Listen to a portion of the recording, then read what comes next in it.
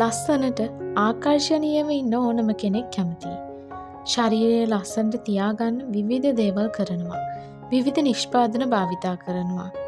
එක skin care රුටින් follow කරනවා. කොච්චර වියදම් කරත් සමහර වෙලාවට ගොඩක් අයට තමන්ගේ ස්කින් එකේ තියෙන ගැටලු විසඳ ගන්න බැරි වෙනවා. ඒකට හේතුව තමයි අපි අතින් සිදුවෙන ස්කින් කෙයාර් වැරදි නිසා. ඉතින් අද වීඩියෝ එකෙන් කතා කරන්නේ නොදැනුවත්වම අපි අතින් සිදුවන ස්කින් කෙයාර් වැරදි 5ක් ගැන.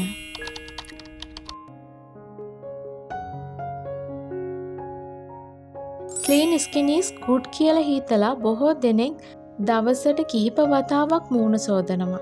සමහර වෙලාවට හැම වෙලාවකම ෆේස් වොෂ්, ක්ලෙන්සර් වගේ දේවලුත් දාලා තමයි මූණ සෝදන්නේ. ඇත්තටම මේක ස්කින් එකට හිතකර නැහැ. ඒකෙන් අපේ ස්කින් එකේ තියෙන නැචරල් ඔයිල් එක නැති වෙනවා. අපේ සමේ ස්වභාවිකවම පීටලා තියෙන තෙල් තට්ටුවට හානි සිද්ධ වෙනවා. ඒකෙන් ඉක්මනටම මුහුණ වේලෙන්න බලනවා. වයසක පෙනුමක් එනවා. ඉරිතැලීම් ඇති වෙනවා. වේලිලා පොතු වගේ ගැලවෙන්න බලනවා. ඒ නිසා අපේ සමේ තියෙන මේ නැචරල් ඔයිල් එක ආරක්ෂා කරගන්න එක අපිට ගොඩක් වැදගත් වෙනවා. ඉතින් ඒ නිසා අපේ මේ ස්වභාවික තෙල් තට්ටු ආරක්ෂා වෙන විදිහට තමයි අපි මේ නිෂ්පාදන භාවිතා කරන්න ඕන. ඉතින් දවසට දෙපාරක් විතරක් ෆේස් වොෂ් භාවිතා කරන්න. උදේට සහ රාත්‍රී නිදාගන්න කලින් මුහුණ පිරිසිදු කරාම හොඳටම ඇති. ඒ වගේම ගොඩක් පිම්පල්ස් එන්න බලන සමක් තියෙනවා නම් ඔයාට උදේට නැතුව රැට නිදාගන්න කලින් විතරක් ෆේස් වොෂ් එකක් හරි ක්ලෙන්සර් එකක් හරි භාවිතා කරන එක ගොඩක් සුදුසුයි. උදේට සාමාන්‍ය වතුරෙන් හොඳට මූණ සෝදලා රැට නිදාගන්න කලින් පිම්පල් ස්කින් එකකට ගැලපෙන නිෂ්පාදනයකින් මුහුණ පිරිසිදු කරලා බලන්න. ලොකු වෙනසක් ඔයාට තේරෙයි. පිම්පල්ස් එන එක අඩු වෙලා ස්කින් එක ක්ලියර් වෙන විදිය ඔයාටම තේරෙයි. අපි උදේ නැගිටලා ෆේස් වොෂ් එකකින් මූණ සේදුවට පස්සේ අපේ ස්කින් එකේ තියෙන ඔයිලි ස්වභාවය අයින් වෙනවා. ඒ වගේම අපේ මූණේ තියෙන සිදුරු විවෘත වෙනවා. ඉතින් ඒ සිදුරු විවෘත වුණාට පස්සේ ඒ සිදුරු හරහා බාහිරින් එන කුණු දූවිලි අපේ මුහුණේ අපේ සමේ ඇතුළට යනවා. ඊට පස්සේ පිම්පල්ස් එන්න බලනවා. පිම්පල්ස් තියෙන ස්කින් එකක් නම් පිම්පල්ස් එන ස්වභාවය ගොඩක් වැඩි වෙන්න බලනවා. ඉතින් අන්න ඒ නිසා තමයි අපේ ස්කින් එකේ තියෙන නැචරල් ඔයිල් එක බැලන්ස් වෙන විදිහට ආරක්ෂා වෙන විදිහට අපි නිෂ්පාදන භාවිතා කරන්න ඕනේ. ඒ නිසා ඔයාට පුළුවන් නම් දවසකට එක වතාවක් රැට නිදාගන්න කලින් ෆේස් වොෂ් එකක් හරි නැත්නම් හොඳ ක්ලෙන්සර් එකකින් හරි මූණ පිරිසිදු කරන්න. ඒකෙන් ඔයාට ලොකු වෙනසක් බලා ගන්න පුළුවන්. උදේට මුහුණ පිරිසිදු කරලා විවිධ නිෂ්පාදන ආලේප කරනවා. මේකප් කරනවා. නමුත් අත්‍යවශ්‍යම දේ මග ඇරෙනවා. භාවිතා කරන්නේ නැහැ. ඒ තමයි සන්ස්ක්‍රීන් එක. සන්ස්ක්‍රීන් එකක් කියන්නේ අපිට අත්‍යවශ්‍යම දෙයක්. ඔයා හිතනවා ඇති සන්ස්ක්‍රීන් එකක් භාවිතා කරන්න ඕන නිතරම අවුවේ යනකොට. එහෙමත් නැත්නම් බීච් එකකට යනකොට වගේ කියලා. ඇත්තටම ඇයි අපි සන්ස්ක්‍රීන් එකක් ආලේප කරන්න ඕනේ? හිරු එළියෙන් අපේ සම ආරක්ෂා කරන එක තමයි සන්ස්ක්‍රීන් එකකින් වෙන්නේ. UVA සහ UVB කෙරෙනින් අපේ සම ආරක්ෂා කරගන්න අනිවාර්යෙන්ම අපි මේ සන්ස්ක්‍රීන් එකක් භාවිතා කරන්නම ඕන. ඔයා ගෙදර හිටියත්, ඔයා ඔෆිස් එකකට යන කෙනෙක් වුණත්, ඔයා මොන වගේ රැකියාවක නිරත වෙන කෙනෙක් වුණත් මේ සන්ස්ක්‍රීන් එක අනිවාර්යෙන්ම උදේ මූණ සේදුවට පස්සේ ආලේප කරන්න. සන්ස්ක්‍රීන් එකක් තෝරගන්නකොට SPF 50+ තියෙන සන්ස්ක්‍රීන් එකක් අනිවාර්යෙන්ම තෝරගන්න. ඒකෙන් ඔයාගේ ස්කින් එකට ලොකු කවර් එකක් ලැබෙනවා.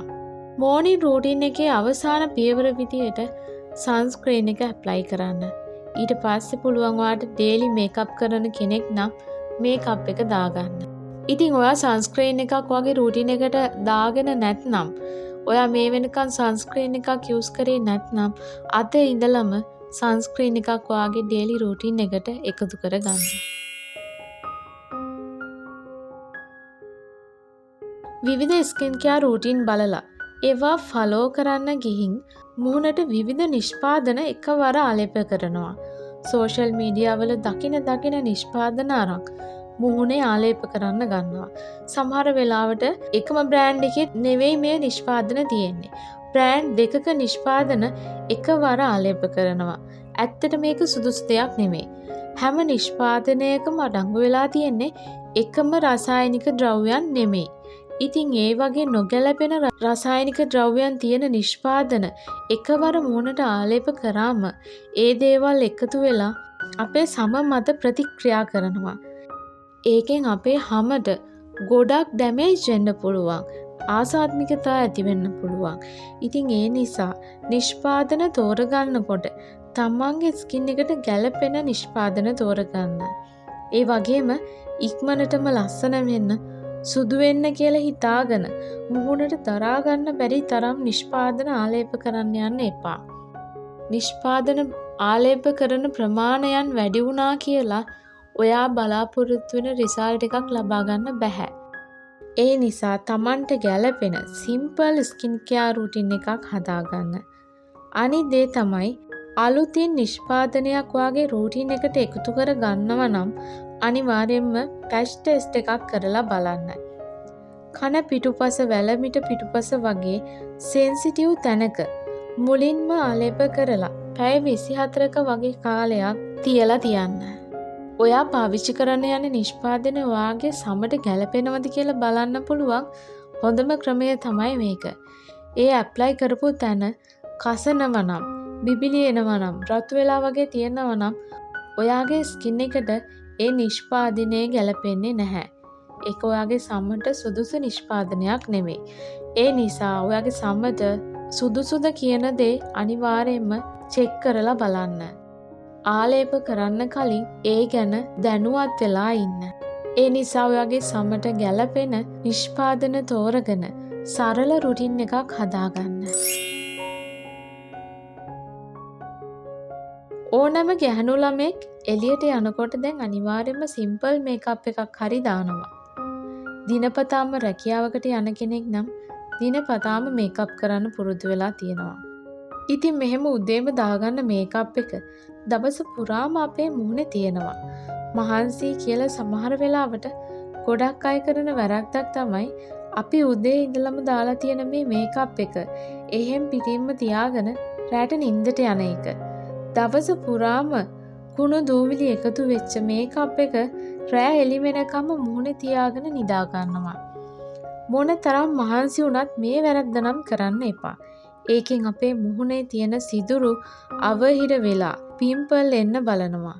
ස්කින් එකට ඩල්නස් එකක් එනවා.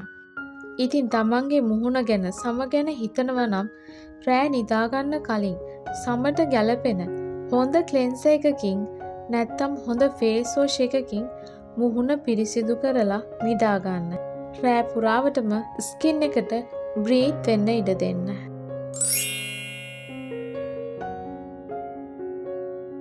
ස්කින් කෙයාර් කියන්නේ බාහිරින් ආලේප කරන දේවල් විතරක්ම නෙමෙයි. හෙල්ති ස්කින් එකක් තියෙන නම් අනිවාර්යයෙන්ම ඔයාගේ ආහාර පාන ගැන සැලකිලිමත් වෙන්න ඕනේ. සෞඛ්‍ය සම්පන්න ආහාර ගන්න ඕනේ. එළවලු පළතුරු වැඩිපුර ආහාරයට ගන්න ඕනේ. ප්‍රමාණවත් තරම් ශරීරයට වතුර පානය කරන්න ඕනේ. දවසකට අවම ලීටර් 2ක්වත් පානය කරන්න ඕනේ. ඒ වගේම හෙල්දි ස්කින් එකකට අපේ මානසික සෞඛ්‍යයත් බලපානවා. නිතරම ස්ට්‍රෙස් වෙන එකෙන්, ප්‍රමාණවත් නිින්දක් නැති එකෙන් අපේ බාහිර ශරීරයේ අපේ සමේ විනාශකම් ඇති වෙන්න බලනවා. ඒ නිසා පැය 6ත් 8ත් අතර ප්‍රමාණවත් නිින්දක් ලබා ගන්න.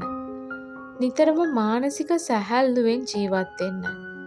මානසික සතුට නිතරම පවත්ව ගන්න උත්සාහ කරන්න.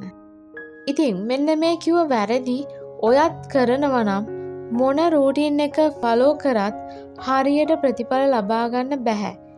ඉතින් මේ අඩුපාඩු ටික හදාගෙන ඔයාටත් ගැළපෙන සිම්පල් ඩේලි රූටින් එකක් හදාගන්න. මෙන්න මේ දේවල් ටික තමයි අද වීඩියෝ එකෙන් ඔයාලත් එක්ක බෙදා ගන්න අවශ්‍ය වුණේ.